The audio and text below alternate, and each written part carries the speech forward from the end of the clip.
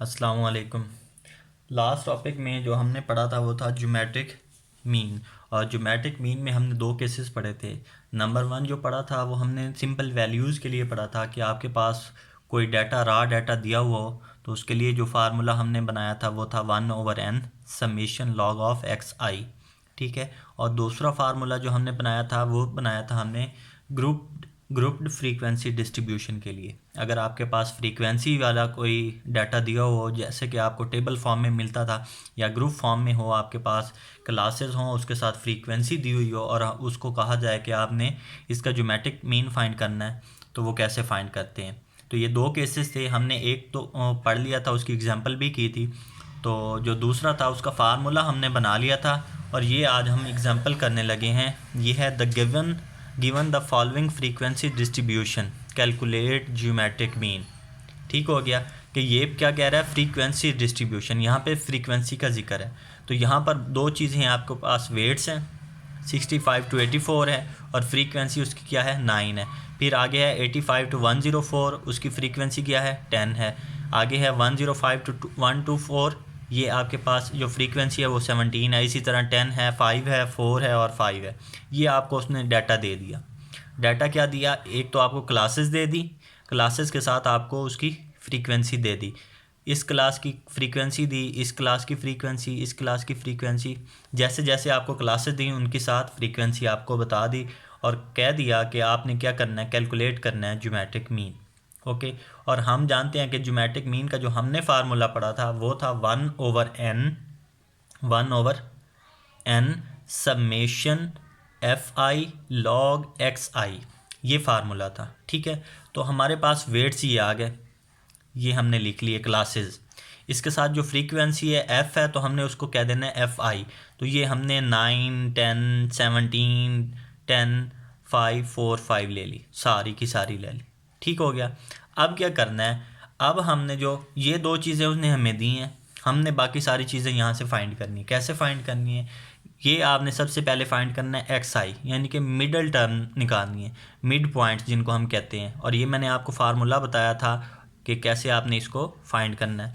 आपने इस वैल्यू को और इस वैल्यू को, यानी कि अपर वैल्यू और लोअर वैल्यू, यानी कि इन दोनों वैल्यूज़ को आपने क्या करना है, ऐड कर देना है। 65 + 84 डिवाइडेड बाई 2, तो आपके पास आएगा 74.5। इन दो वैल्यूओं का मिड निकाल लिया। फिर इसी तरह 85 + 104 डिवाइडेड बाई 2, तो आपके पास ये आंसर आएगा। इसी तरह 105 + 124, इसका आंसर ये आएगा। तो आपने इनको ऐड करते जाना और 2 पे डिवाइड करते जाएं, आपके पास सारा का सारा क्या कॉलम बन जाएगा, एक्स आई का। किसका कॉलम बन जाएगा, एक्स आई का कॉलम बन जाएगा। ओके। अब क्या करना है, अब इस एक्स आई जो कॉलम है इसके साथ आपने हर वैल्यू के साथ लॉग लगाना है, यानी कि लॉग 74.5। कैलकुलेटर से आपने इसकी वैल्यू फाइंड करनी है, तो आपके पास आंसर आएगा 1.8722। क्या आएगा, अगर लॉग लेंगे लॉग ऑफ 74.5 तो आंसर आएगा 1.8722। तो एक कॉलम ये बनाते जाएं, कैलकुलेटर की मदद से हर वैल्यू का लॉग लेते जाएं, इसका इसका इसका इसका और इसका। तो आपके पास जो वैल्यूज़ आती जाएंगी वो नेक्स्ट कॉलम में आप लॉग एक्स आई वाले कॉलम में लिखते जाएंगे। ओके। जब ये भी फाइंड कर लें तो फिर हमने जो आखिरी कॉलम बनाना है वो है f i log x i, f i log x i, यानी कि आपने एफ आई को मल्टीप्लाई करना है किसके साथ, लॉग एक्स आई, यानी कि इसकी हर वैल्यू को लॉग एक्स आई की वैल्यू के साथ मल्टीप्लाई करते जाए। इस 9 को आपने मल्टीप्लाई करना है 1.8722 के साथ, तो आपके पास ये आंसर आएगा। फिर आपने 10 को मल्टीप्लाई करना है 1.9754 के साथ। फिर इसी तरह 17 को आप मल्टीप्लाई करेंगे 2.0589 के साथ।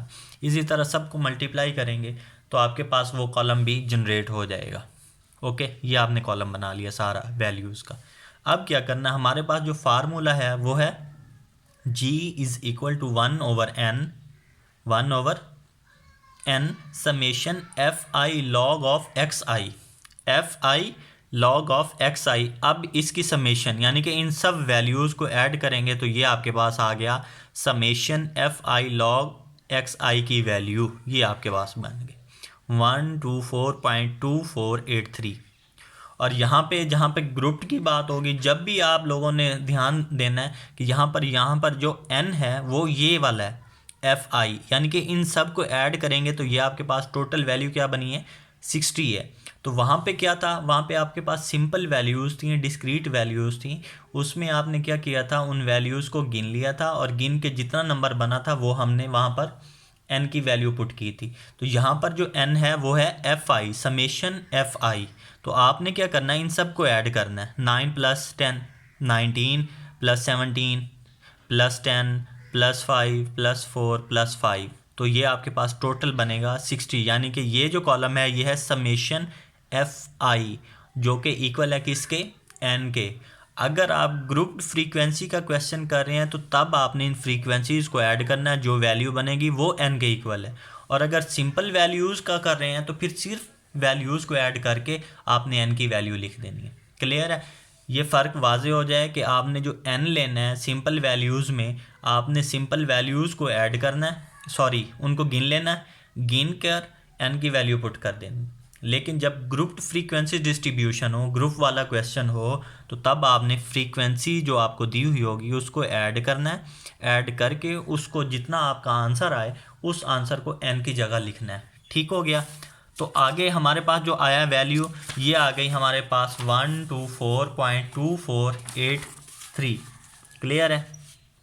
तो आगे हम देख रहे हैं कि ये मैंने क्या किया, log of g is equal to 1/n summation fi log xi, यही फार्मूला हमने पढ़ा था।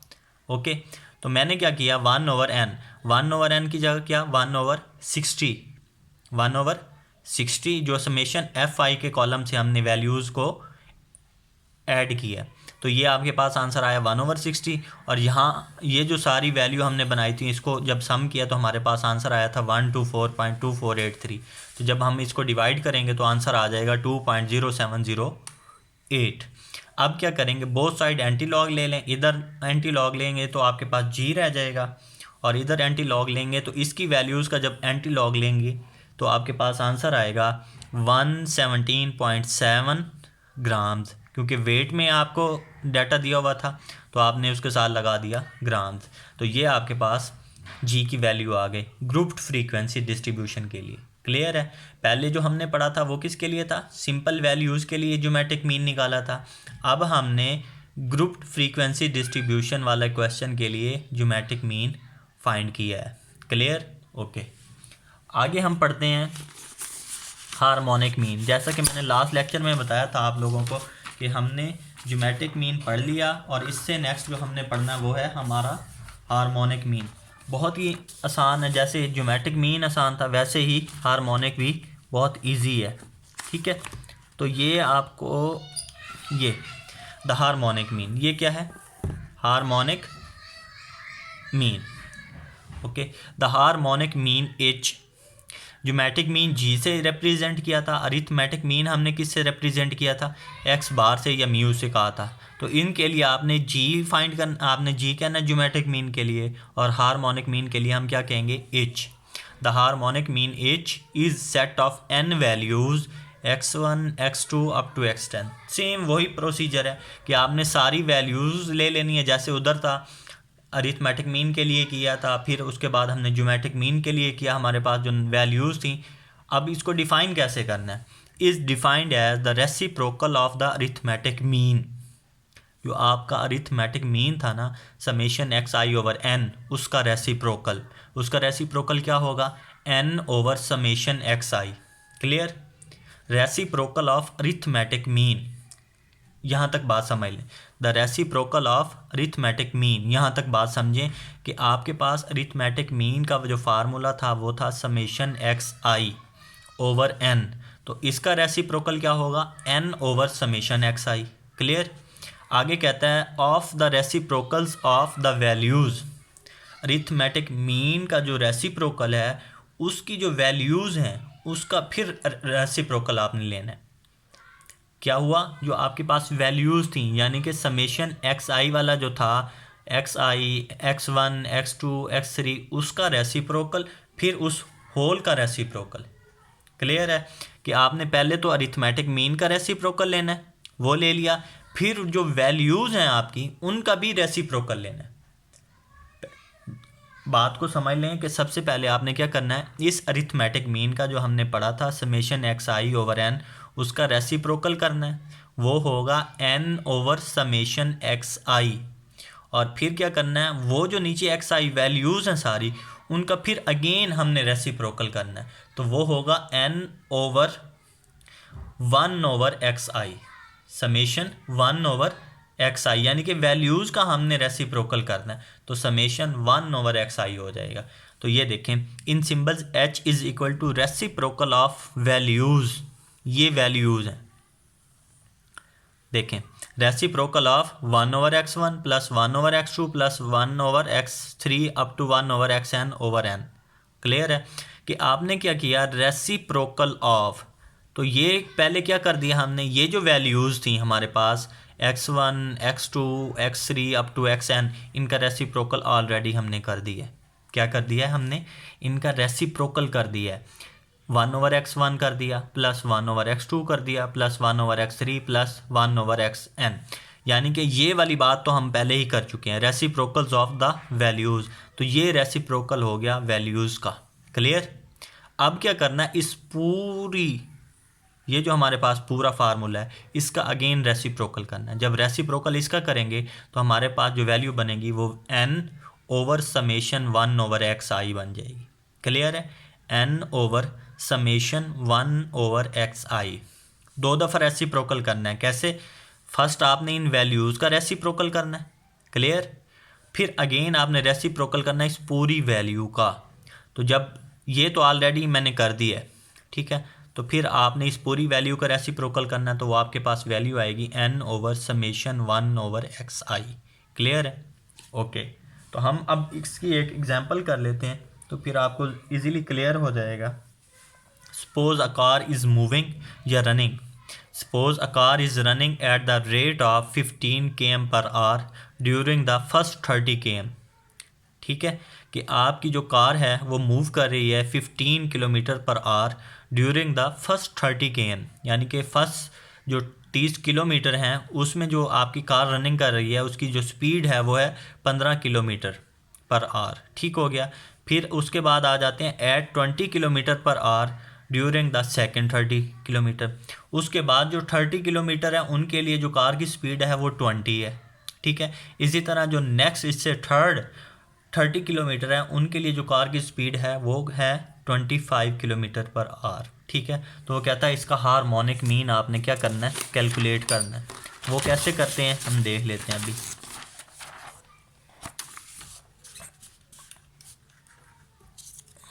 ओके, तो देखें 30 kilometre per hour. Okay, calculate the harmonic mean. Solution h is equal to reciprocal of इस वैल्यू का, पूरी की पूरी वैल्यू का, क्योंकि ये जो मैंने किया है ये रेसिप्रोकल ऑलरेडी कर चुका हूँ। पहली क्या है 1 ओवर 15, यानी कि x1 आपकी जो पहली कार थी उसकी जो स्पीड है वो है 15, क्योंकि आपके पास जो डिस्टेंस है वो तो कांस्टेंट है, पहले के लिए भी 30 है, दूसरे के लिए भी 30 है, थर्ड के लिए भी 30 किलोमीटर पर आ रही है किलोमीटर है। तो हमारी जो स्पीड थी फर्स्ट 30 किलोमीटर में वो 15 थी, प्लस 1/20 नेक्स्ट के लिए 20 थी और थर्ड के लिए क्या थी 25। तो आपने इनका रेसिप्रोकल ऑलरेडी कर दिया।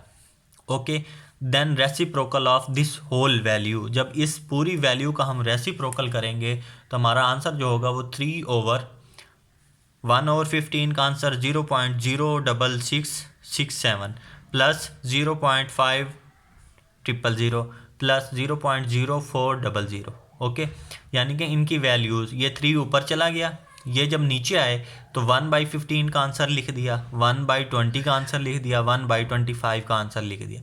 इनको ऐड किया तो आपके पास आंसर आया 0.15667। ओके, 3/0.15667। तो जब इसको डिवाइड किया तो आपके पास आंसर आया 19.15 किलोमीटर पर आवर। ये आपका हार्मोनिक मीन आ गया। ये है सिंपल वैल्यूज़ के लिए, क्या है, सिंपल वैल्यूज़ के लिए आपका हार्मोनिक मीन आ गया।